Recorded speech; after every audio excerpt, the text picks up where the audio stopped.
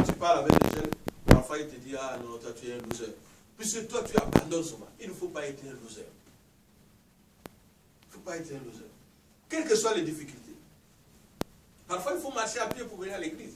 Si aujourd'hui nous sommes encore là, c'est puisque moi aussi j'ai accepté de mourir. J'ai refusé d'aller à Saint-Denis, aller manger du tabac. Je suis homme de Dieu, mais j'étais parfois assis comme ça, honte à moi. Parce que c'est le Seigneur me pardonne. J'étais assis là, mais j'entends la musique de Kofi derrière. Moi, je suis là. Et puis tout le monde vient dit, pasteur. J'ai dit oui, moi je suis en train de manger. Puisque ça me faisait plaisir d'être comme tout le monde. Mais quel diable, quel diable. Et puis quand j'ai décidé d'arrêter avec ça, voilà, nous avons l'église aujourd'hui. J'ai accepté de mourir. Je me suis privé des amis. La servante d'Éden, quand elle est venue ici pour la première fois, elle me dit, mais attends, toi, il y a quelqu'un qui te côtoie, qui a même habité avec toi, mais il a une mauvaise vie. Comment tu fais? Moi, elle dit, mais je suis un pasteur. Mais Dieu fera sa volonté. Mais j'ai arrêté de marcher avec la personne. Aujourd'hui, quand la personne me dit, prie pour moi, je veux venir à l'église, et j'ai dit, oh là, sois béni Seigneur. Mais si je continuais la même vie, on n'allait pas être là. Il faut accepter de mourir. La phrase que j'ai dit au pasteur tout à l'heure. Quand le jeune homme riche est venu, le Seigneur lui a dit, va vendre tout ce que tu as. Viens me suivre. Le jeune homme riche a dit, non, c'est pas possible. Il s'est enfui. Les apôtres se disent, mais Seigneur, comment c'est là? Comment ça peut se passer? Mais qui donc c'est là? Il dit, mais... Et puis, toi tu lui dis d'aller vendre quelque chose, il refuse. Et nous qui avons tout quitté, il a dit, vous avez tout quitté. Celui qui quitte tout pour moi, il connaît la loi de multiplication. Si tu as perdu un ami, tu vas avoir plusieurs. Si tu as perdu un enfant, tu vas en avoir plusieurs. Si tu as perdu un copain qui t'a mené en cachette, qui te torturait, qui te donnait des mots de tête tous les soirs au téléphone, tu vas avoir un ange qui va souvent t'appeler bébé, qui va être adorable, qui va s'occuper de toi. Si tu as perdu quelqu'un auquel tu étais attaché, mais lui troublait ta vie, Dieu va te donner quelqu'un qui va t'élever. Abraham nous apprend ça, la persévérance. Dans Romains 4, nous voyons qu'Abraham n'a pas regardé son vieux corps, mais il s'est dit, ah, Dieu a dit qu'il faut avoir un enfant avec ça. Donc, je suis allé avec Agar, puisque les Égyptiennes, elle a des petits yeux allongés, un petit nez. Non, c'est pas, à cause de ses forces, c'est pas. Il nous je vais rentrer chez Maman Sarah. Il vient comme ça, il trouve Maman Sarah déjà avec des rides comme ça, une femme de 80 ans, il dit, ah, mais elle a. Il dit, non, Dieu a dit, c'est là que mon bonheur va venir. Alléluia. Amen. Dieu ne regarde pas les apparences. Il dira même à Samuel, va me chercher David. Samuel va et dit, mais comment tu choisis un roi, celui qui pue les animaux? Il sent les moutons. Il est petit comme ça, qu'est-ce qu'il va faire? Il dit, l'homme selon mon cœur. Puisque Dieu n'a pas regardé ces là. Et Abraham a appris tout ça. Si on l'appelle le père de la foi, ce n'est pas pour rien. La persévérance. Tu fais que les choses, ça ne marche pas, tu continues. Tu viens, tu dis, pasteur, j'ai prié, ça ne marche pas, tu continues. Moi aussi, j'ai pleuré. Moi aussi, j'ai prié. Pour me lever aujourd'hui comme ça. Puisque j'ai accepté de laisser certaines choses. Le pasteur Isaïe me parlait. Parfois, il était tué. Il dit, bon, il exagère, lui c'est un protestant. Ah, Seigneur, oui. Et puis, je ne l'écoute pas. Le pasteur Elie m'appelait, il appelle sur mon téléphone, je ne prends pas, il appelle, le maman Esther, il appelle. On me dit, le pasteur, j'ai dit, non. J'ai cherché même une femme, de moi-même. J'ai dit, je vais chercher.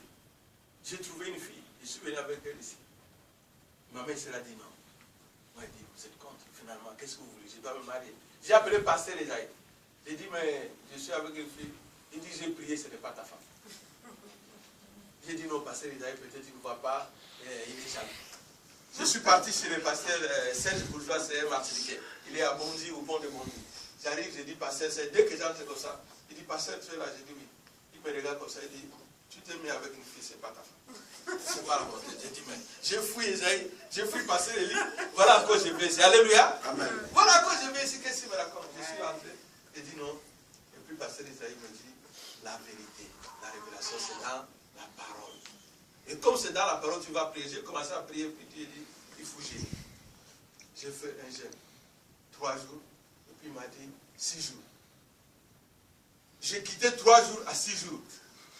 Mon neveu là, le frère Brian était présent. Et puis Brian a dit non, tu ne peux pas faire beaucoup de jours comme ça, c'est sûr que tu m'as. Brian s'est coupé le sommeil une nuit pour venir voir si je me réveille pas pour manger. Et les jours où je passais, je crois que j'étais au 7e jour, puisque je devais faire 9 jours, ou 7e jour de mon jeûne. Les pasteurs chez qui on priait, il me dit, tu vas faire une rencontre bouleversante. Tu vas faire une rencontre bouleversante. Les dimanches, les samedis, on était à la prière. J'ai prié avec le pasteur Esaïe, je suis rentré, j'étais KO. Et les dimanches matin, mon téléphone devait sonner. Avant que mon téléphone sonne, j'ai appelé pasteur Esaïe. J'ai dit, j'ai reçu un songe de Dieu. J'ai vu 2 personnes. Et le Seigneur a écrit un seul mariage. Et puis quand j'ai reçu le coup de fil de ma femme, je suis allé la voir tel que Dieu me l'avait montré. Mais tout ce tralala que j'ai fait, donc j'ai accepté de mourir. Je voyais que les gens étaient contre moi. Hein, je pouvais chercher aussi les gens qui avaient des tatouages, des piercings, mais ce n'était pas les plans de Dieu. Alléluia. Amen. Ça c'est les agars. Alléluia. Amen. Donc Abraham est le père de la foi. Il a fait toutes ces expériences. Vous savez pourquoi je parle de l'humilité? Il y a beaucoup de versets dans la Bible. Dans Luc 14, on parle de ça. Dans Matthieu 23, verset 12, Jésus dit quoi? Qui s'élève sera abaissé. Et qui s'abaisse sera élevé. Maman Malia a repris dans 1 Luc 52, je crois. Maman Malia a repris les phrases de Samuel 1 Samuel chapitre 2 au verset 8, où Samuel dit, le Seigneur relève de la poussière les hommes, hein, pour les élever. C'est ce que Maman Marie a repris dans la prière, dans son Magnificat. Il dit, Dieu m'a élevé, il a enlevé l'opprobre à moi. C'est l'humilité. Puisque je suis humble, il dit, je suis la pauvre servante de Dieu, qui me soit faite selon sa parole. L'humilité dans la vie, c'est très important. Il y en a dès qu'on ne leur parle, ils sont toujours comme ça. Et lui, il se prend pour qui? Je vais lui montrer qui je suis. Hein. Il veut parler avec moi, je vais lui montrer qui je suis. Non, je vous dis, le Seigneur, malgré la révélation que le Seigneur nous a donnée par rapport à l'église où on allait avant. Mais moi, ces pasteurs-là me grondaient parfois en public. Ils me disaient, par exemple, placez, derrière. Et puis je partais. J'ai des témoins là. Ils sont là. Mais je ne disais rien, je faisais ce qu'ils me disaient. Mais Dieu savait pourquoi il m'a envoyé là. Dieu, vous voulez voir aussi comment je me comporte. Je vois parfois les pasteurs en train de faire des choses parfois qui ne sont pas dans la Bible, qui ne sont pas dans la vision de Dieu. Mais il est mon pasteur. J'avais son respect. Je savais être humble. Abraham a fait l'expérience de la pureté. Quand il a compris, Dieu lui dit, il faut te séparer encore. Non seulement de l'autre, même d'Ismaël et sa femme. D'Agar, là, il faut te séparer. Abraham l'a fait. Quand Jésus vient, c'est Matthieu 5, le béatitude. Jésus dit quoi? Heureux les humbles de cœur. Heureux le cœur pur. Car ils verront Dieu. Mais si toi, dans ta vie ancienne, on savait que tu es une orgueilleuse, on savait que tu es une vipère, puisqu'il y a des gens, dès que tu le piques, ou bien tu lui dis bonjour, il t'a déjà sorti sa mitraille. Papa, tu dis bonjour. Est-ce que je t'ai appelé? Tu dis bonjour, tu veux ma photo? Tu dis ça va, où est-ce que tu as été? C'est ton problème. Voilà les réponses qu'on donne. Tu disais comme ça quand tu étais pas et tu viens à l'église. Si tu continues comme ça, l'église n'a pas encore changé quelque chose en toi. Si tu étais nerveuse, des fois ça peut être quand je viens sur ça, puisque certaines personnes peuvent juste penser que je leur parle directement. Mais oui, mais c'est mieux que je vous parle pour que vous puissiez changer. Amen. Toi, tu as toujours la colère. On va te dire quelque chose. Il y a des gens, tu vois, ils sont là à l'église, ils ont toujours des sourires. Mais à la maison, oh. Je disais à ma femme ce matin, j'ai dit, tu sais, il y a des choses que j'ai fait dans la vie, parfois quand je pense, je regrette beaucoup. J'étais un petit bagarreur. Et puis à l'école, je ne voulais pas que quelqu'un me parle. Si tu me parles trop, on va se retrouver quelque part. Et j'ai cherché souvent des costauds, comme moi j'étais très mince là. Et je voulais réagir, je voulais montrer que j'étais... Non, ce n'est pas à toi de montrer, c'est Dieu qui doit montrer. J'ai passé le bac avec une main enflée, puisque un de mes collègues m'a mordu. Ça J'ai tapé les gens, j'allais dans une classe, gronder. Mais ce jour-là, il y a quelqu'un qui m'a tapé en premier. Dès que je partais pour gronder, je ne sais pas qui, lui, il m'a claqué. Et puis quand je voulais essayer, tout le monde m'a saisi. Je disais non, je ne veux pas finir l'année, il faut que je le tue. Il faut que je le mette sous les lits. Mais après, on est devenus de bons amis jusqu'à aujourd'hui. J'ai pensé mon propre petit frère, quand je venais faire les discours, il fallait que tout le monde se taise. Et quand je voulais parler, lui, il était en train de parler. J'ai versé de l'eau dans son repas. Il n'a pas mangé. On était à l'internat. Il en a souffert. Aujourd'hui, mon jeune frère, il est directeur d'un institut supérieur. Et puis, des fois, quand on venait à la maison, il me regarde comme ça, tu le vois, il rigole. Et puis, papa dit, mais tu ne peux pas être sérieux comme ton frère. Et puis, lui, il se met à rire. Il dit, lui, là, il ne peut pas parler, puis je suis là. Mais au fond de lui, je me dis, ce qui s'est passé, c'est pourquoi j'ai pensé à ça. Lui, là, il est sérieux, à l'internat là-bas. Mais c'est un turbulent. Mais à la maison, c'était aussi comme ça. Mais si tu as cette attitude-là, c'est hypocrite. Ce n'est pas bon pour un enfant de Dieu. Alléluia. Amen. Donc voilà. Alors, nous savons qu'Abraham a obéi. Et la servante avait dit au début ici, il ne suffit pas simplement d'écouter, il faut obéir. Abraham a obéi à la parole de Dieu, c'est comme ça qu'il a quitté. Et j'aimerais qu'on puisse lire Jean, chapitre 16, verset 13. Et puis, le pasteur nous avait prêché l'autre jour à 1 Samuel, chapitre 15, verset 22. J'aimerais juste qu'on puisse lire les deux versets.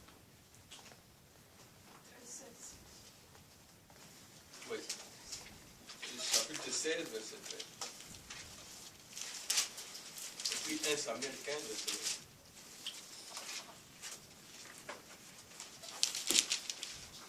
Nous lisons la parole au nom de Jésus-Christ de Nazareth. Encore un peu de temps, et vous ne me verrez plus. Et puis, Jean, chapitre 16, verset 13.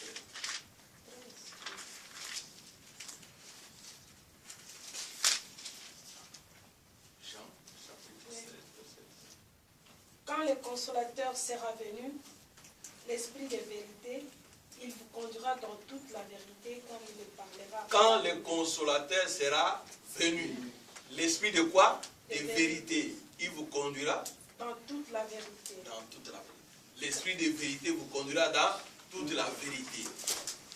Heureux l'homme qui ne ment pas. Psaume 24 dit quoi?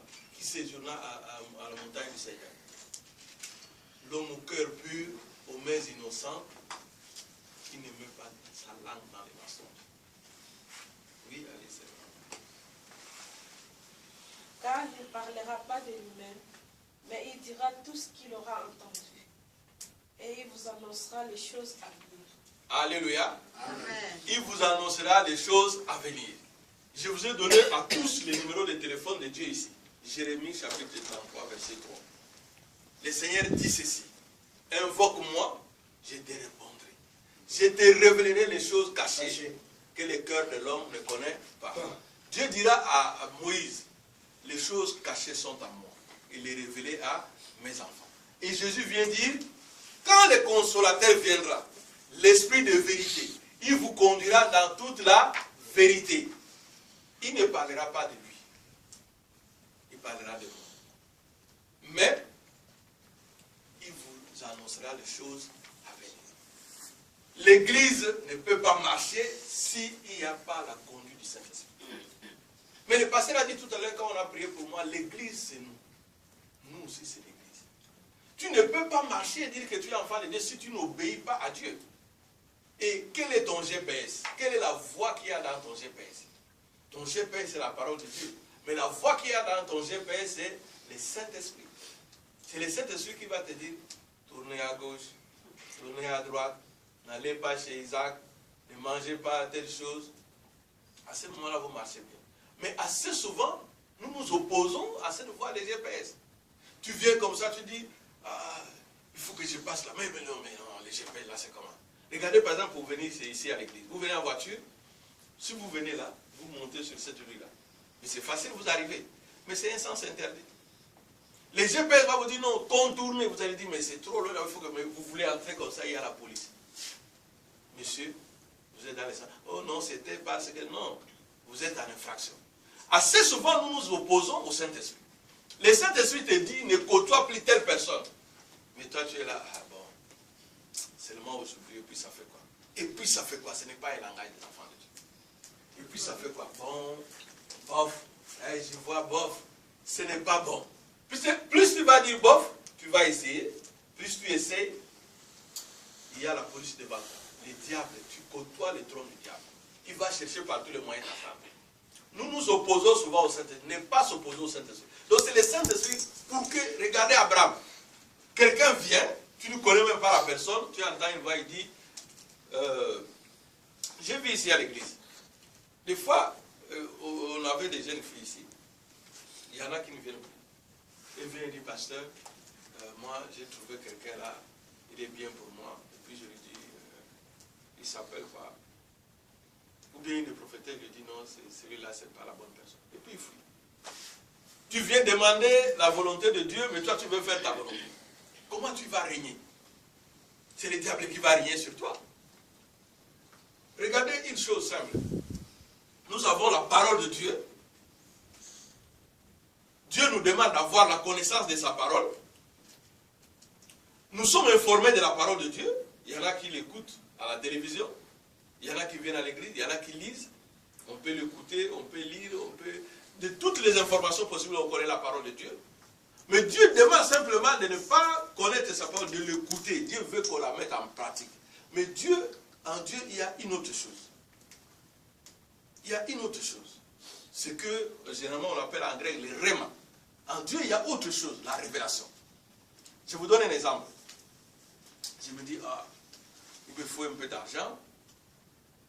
J'ai toujours la même veste à l'église, là, il me faut un peu d'argent pour acheter une veste. Et puis j'ai dit, bon, je vais jouer au loto. Bon, je vais aller jouer au loto. Ah, Dieu n'aime pas souvent les jeux de hasard. Et moi, je vais gêner. 3 jours de jeûne et prière. Ah, c'est parti.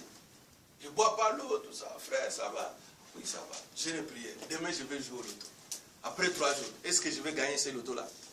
Non. Ça ne va pas marcher. Mais si je prie Dieu, je prie mon Dieu, puisque je sais que c'est lui la source de toutes choses. C'est lui la source de bonheur. Je le prie. Et puis j'ai la révélation. Je lis la Bible. Ou j'ai la révélation, une prophétie, l'esprit de révélation, qui me dit non, il faut aller jouer au loto. Si je pars, puisque j'ai la révélation, je dois gagner ces lotos. Ne faisons pas de choses sans révélation. Sans la révélation, on ne peut pas marcher avec Dieu. C'est pourquoi Jésus dit, le Saint-Esprit viendra, il vous conduira et il vous révélera les choses avec vous. Amen. Toi, tu veux marcher. Tu veux marcher selon toi. Pour poser même ces rideaux-là, ce n'est pas plus qu'une servante a dit, non, voilà, il faut les rideaux à l'église, et moi je prends les... Non, le Seigneur montre. Il dit, voilà, à telle période, il y aura telle personne qui va venir à l'église, voilà, il y a telle chose, il y aura ceci, ça. Et toi-même qui es une église, quand tu pries chez toi, il faut souvent chercher la révélation.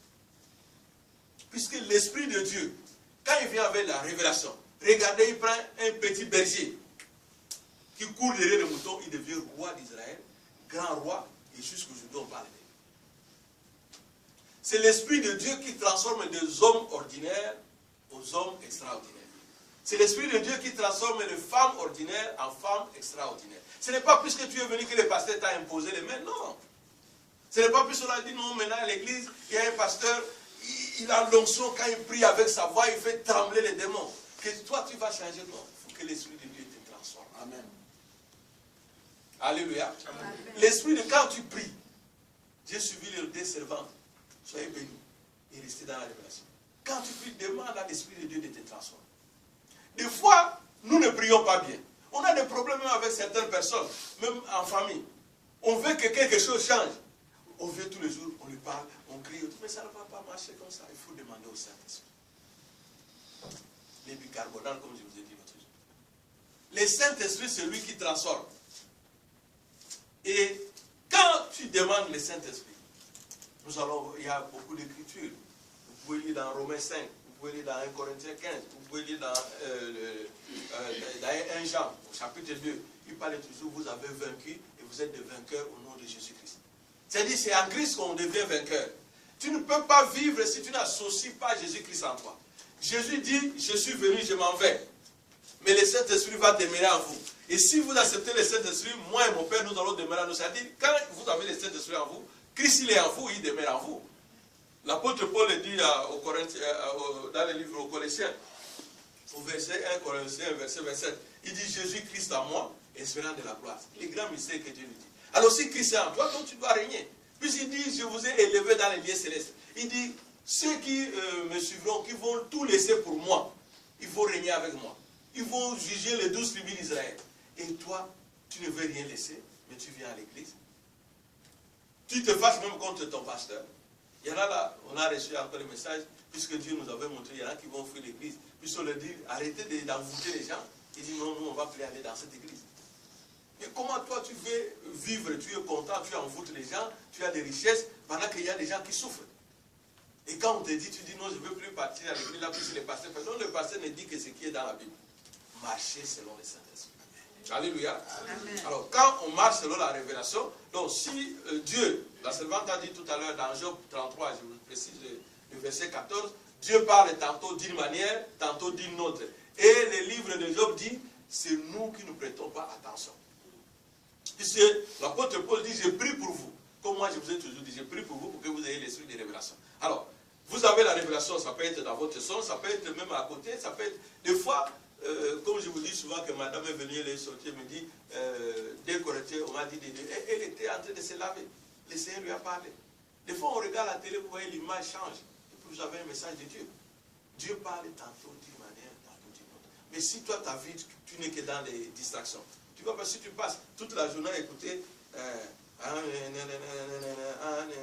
ne sais pas quoi, de Rihanna, ou de, c'est pas, de Nicki Minaj, où tu passes le temps à écouter, je ne sais pas quel rap de Joey, ou de La Fouine, ou de Booba, ou le père de ta mère, la mère de ton père, mais tu ne vas rien comprendre de la parole de Dieu. Puisque tu seras dans la distraction, ta tête sera confuse. Tu ne vas rien retenir de la parole de Dieu. Laisse des moments pour Dieu dans ta vie, pour que Dieu te parle. Puisque c'est la parole de Dieu qui instruit. C'est la parole de Dieu qui donne la connaissance. Dans les livres de Proverbes, qu'est-ce que les sages disent? Mon fils, écoute ma parole, mets ça en pratique. Ça va te donner des conseils. C'est la parole de Dieu qui donne la signification à certaines choses. Et c'est la parole de Dieu qui donne la révélation. Tu ne peux pas écouter la parole de Dieu si tu n'as pas la révélation. Tu ne peux pas écouter la parole de Dieu si tu ne cherches pas à connaître Dieu. Tu ne peux pas écouter la parole de Dieu si tu ne cherches pas à mettre ça en pratique. Tu n'auras jamais de victoire dans ta vie. Pour avoir la victoire, il faut que tu écoutes la parole de Dieu. Que tu sois bien informé de la parole de Dieu. Et non seulement quand tu es informé, tu cherches à connaître cette parole de Dieu. Et quand tu cherches à connaître cette parole de Dieu, je vous ai dit, quand tu passes le temps à lire ta Bible, le Saint-Esprit va te révéler. Et quand tu as la révélation, donc ta vie doit se changer. Puisque si toi, tu faisais quelque chose qui ne plaît pas au Seigneur, comme l'apôtre Paul nous dit dans Hébreux 10, où nous avons dit tout à l'heure les 35 à 39, il dit quoi? Il dit, mes enfants, ceux qui se retirent, ceux qui ne sont pas persévérants, je ne prends pas plaisir à eux. Plus tu persévères, même si tu souffres, ton Dieu sait. Et à ce moment-là, il vient. Il dit non, tu es déterminant et tu mérites. Et c'est à ce moment-là que Dieu va te glorifier. Mais si toi tu viens prier, tu cherches que des miracles, tu viens, ah ça ne va pas marcher, tu fuis. Ça ne peut pas marcher. J'ai béni mes filles qui sont là, Eden, les filles Divine et Bénédicte, puisque moi j'aurais bien voulu, j'ai 7 ans depuis que j'ai 7 ans, 8 ans, mais j'aurais bien voulu connaître la parole de Dieu comme je cherche à la connaître aujourd'hui, à votre âge. C'est qu'il y a certaines choses que je n'allais pas faire.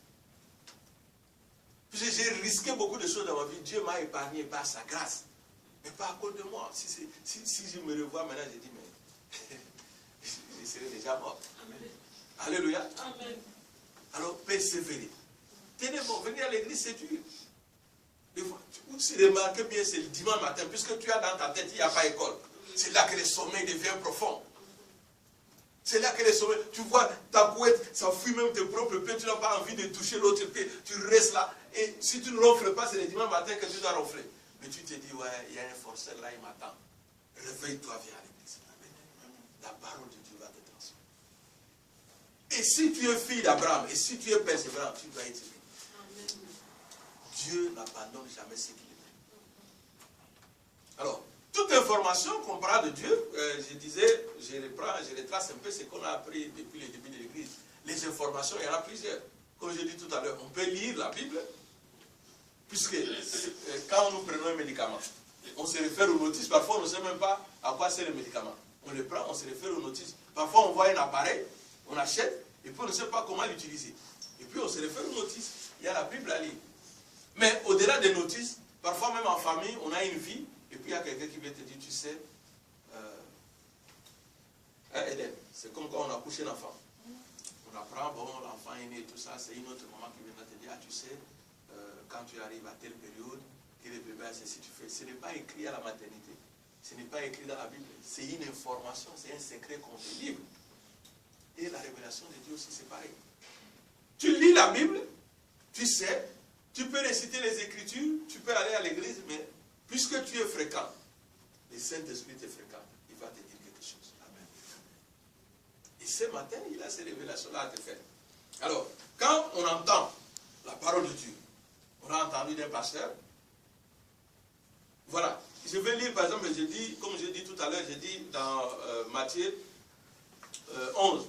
Et puis je vais dire, c'est aussi dans Luc 14. Mais je peux ne pas lire Luc 14 aujourd'hui. Mais si toi tu connais Luc 14, ne viens pas quand tu viens à l'église, tu commences à dire, ah, mais comment il n'a pas parlé de Luc 14? Non, écoute ce que moi je t'ai dit là. Contente-toi de la parole que je te donne. Dieu va te dire quelque chose là-dessus.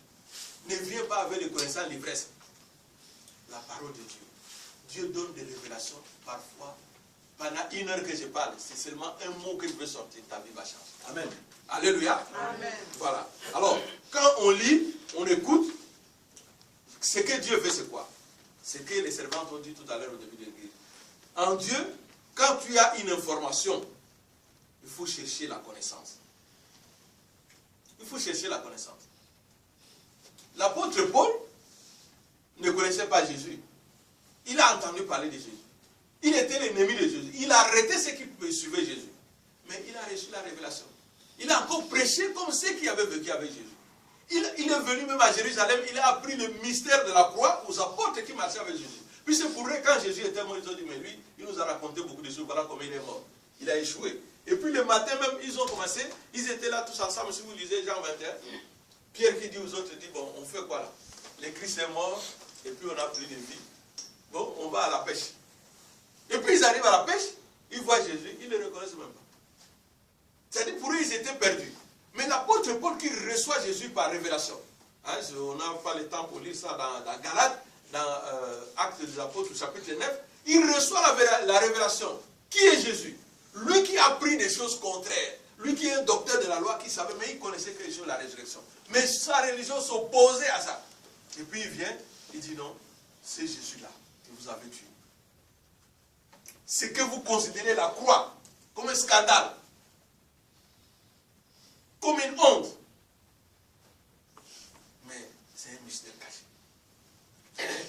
Il vient enseigner, c'est puisqu'il a reçu ça par révélation. Il n'a pas reçu ça dans la loi de Moïse qu'il lisait. Il lisait la loi de Moïse, il savait que Christ va venir. Mais il ne savait même pas de quoi on parle. Il a entendu les apôtres prêcher. Ça l'énervait, il les tuait. Il les arrêtait pour aller les livrer, pour les tuer. Mais quand il a reçu la révélation, c'est pourquoi il nous dit, j'ai pris Dieu pour qu'il vous donne l'esprit de révélation. Il a insisté. Dans Galates, il parle de ça. Il va plusieurs fois. Galates 1, il parle de ça. À partir de 14, 15, il parle de ça. Dans Acte 9, il explique. Et je vous avais dit, quand le Seigneur m'avait établi, il m'a dit, je t'ai établi pour chasser les ténèbres, pour l'admirable lumière. C'est la phrase qu'il avait donnée à Paul. Et quand Paul le dit, quand il est arrêté, on lui dit, mais toi qui es juif comme nous, toi qui es pharisien, comment tu fais des choses comme ça? Tu vas parler d'un Jésus que nous avons tué. Il a dit, mais vous savez, je ne peux pas résister contre la révélation. Je ne peux pas résister contre la révélation. Dieu m'a dit de chasser les ténèbres, de prier pour que les ténèbres partent et que la lumière de Dieu vienne. Dans Actes des Apôtres, chapitre 26, verset 18. Il a dit, je ne peux pas résister. Je ne peux pas résister. Mais nous ne résistons jamais sur les affaires de Dieu. C'est toujours quoi? Bon, vous devez gêner, frère. Le pasteur a dit il y aura gêne à l'église, ou bien toi tu dois gêner ceci. Tu arrives quelque part, tu passes, tu vois, on a dessiné un kebab qui transpire dans un mur. Quand tu passes comme ça, tu te dis, ah, non, le pasteur là aussi, bon. Aujourd'hui, moi, c'est McDo. Aujourd'hui, moi, c'est qu'on ne résiste pas. Mais l'apôtre Paul dit, je n'ai pas résisté contre la révélation. Alors, depuis que tu viens à l'église, tu écoutes la parole de Dieu. Tu résistes contre quoi? Qu'est-ce qui te retient par rapport à la révélation de Dieu que tu reçois? Dieu dit, quand vous avez une information, on vous a prêché la parole, vous devez chercher la connaissance.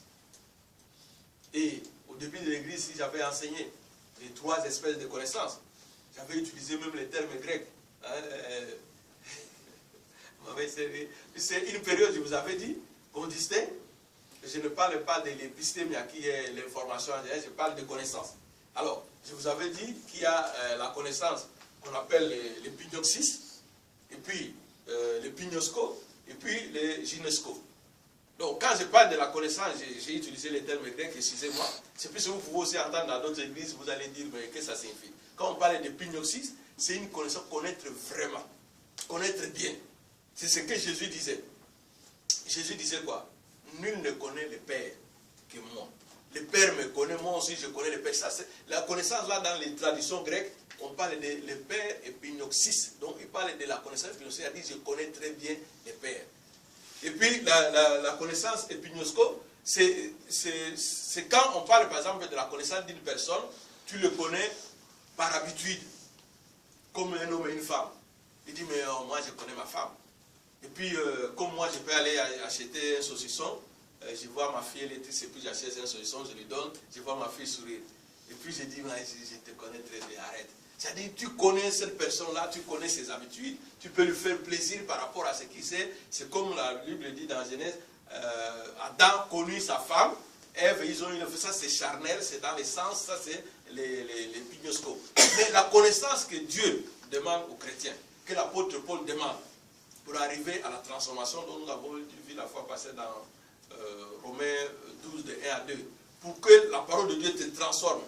Pour que la parole de Dieu devienne pour toi, 2 Corinthiens 5, verset 17. La métanoïa, comme on dit en grec. Tu changes, changement de mentalité.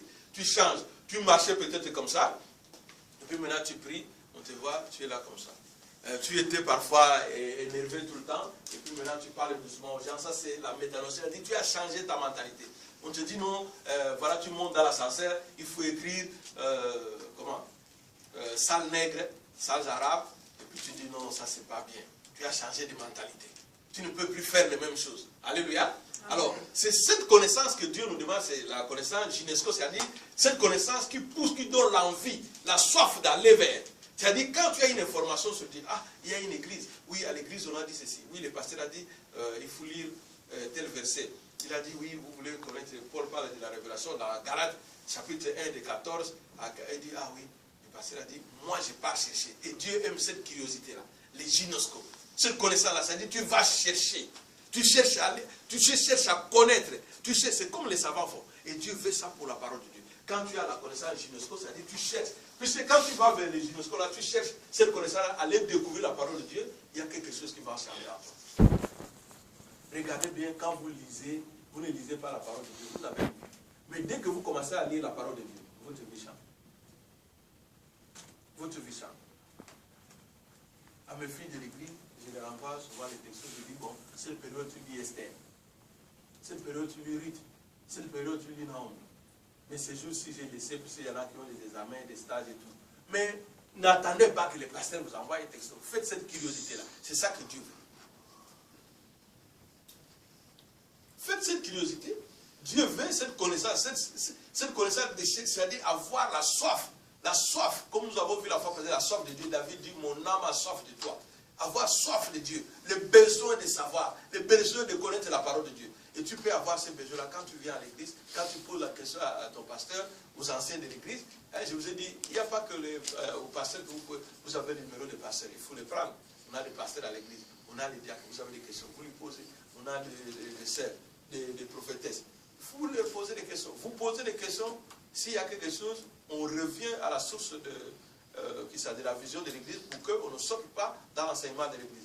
Mais il faut se poser des questions, il faut se partager. Il ne faut pas seulement appeler, oui, j'ai regardé Ticone, il est devenu le mari de l'ombre, et puis Victor a encore pris la femme de tel. Donc ce n'est pas le film pour les enfants de Dieu. Vous voyez que je suis en train de résumer au moins ce qu'on a vu en une année dans cette église. Les faits de l'amour, là, c'est pas comment un enfant de Dieu va s'asseoir à regarder un film des incestes, des changements de mariage et tout. Et toi, tu dis que tu es enfant de Dieu, tu ne vas pas changer. Moi, je dormais devant la télévision. Mais aujourd'hui, je dors à côté de ma tablette. Puis je cherche des versets, je cherche à comprendre qu'est-ce que Dieu veut dire. Je lis, je prie, je lis. Hein? Moi, j'étais même trop téléphone. Hier, ma femme s'est moquée de moi. Elle m'a dit, quand on arrive samedi, parfois, tu ne sais même pas où c'est tout ton téléphone. Des fois, les gens m'appellent, je ne peux pas répondre. Je ne sais même pas. Mais avant, j'étais trop téléphone. Je même parlé au téléphone. Maintenant, je suis expéditif au téléphone. J'ai changé.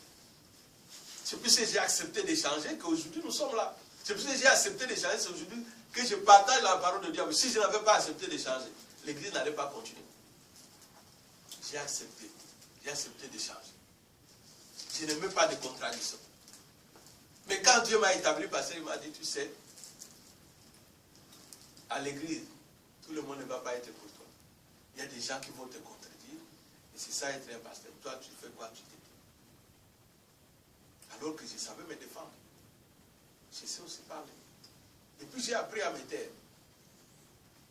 Et comme j'ai appris à me taire, voilà, j'ai tué un caractère à moi. Et le Seigneur nous pousse encore. Il nous donne encore des grâces pour cette église. Donc il faut toujours qu'on essaye de mourir en quelque chose. Alors, on va voir. Il y a quelqu'un qui a fait cet effort-là pour mourir, le Christ Jésus lui-même. Alors, pour que nous puissions vivre les 2 Corinthiens 5, 17, nous devons effacer. Ce n'est pas des récitations. Vous voyez, depuis ces 3 jours, je répète sur ça, et je résume les enseignements. Ce n'est pas des récitations. Ce n'est pas des paroles vaines. Les choses anciennes sont passées. Amen. La servante Eden a mis une vidéo sur Internet, dans notre site. Elle a dit, j'ai compris quelque chose. Je suis allé dans beaucoup d'églises, maintenant je comprends. Et elle a même été insultée à cause de cette vidéo-là. Les gens l'ont appelée pour l'insulter. Tu veux te prendre pour qui? Tu es devenu pasteur? Mais j'ai rigolé. Elle a dit quelque chose de très important. Il dit même, j'allais à l'église, mais je continuais à porter des mini-jupes. J'allais à l'église, je continuais à vivre comme je voulais. Mais j'ai compris, quand tu dis les choses anciennes sont passées, même ta garde-robe, c'est ça ta phrase, hein, cette forme, même ta garde-robe doit changer. Même ta garde-robe doit changer. C'est-à-dire, il y a des choses qui doivent changer en toi. Ma fille qui est là, elle était venue à l'église, elle avait son style d'habillement. Et puis le Saint-Esprit a parlé à une des prophètes, des prophétesses, et puis à moi. Elle dit, tu vas lui parler, il va changer. Comment il va s'habiller? Elle a accepté, n'a pas fui. Mais nombreux ont fui. Si tu veux régner en Christ, pour que les bénédictions, vous savez, les bénédictions d'Abraham, là, ce n'est pas des mensonges. Je vous ai dit au début de l'église, là, voilà, aujourd'hui, Dieu nous a dit le dimanche passé, vous demandez aux gens, ils vont commencer à contribuer à l'église et prier.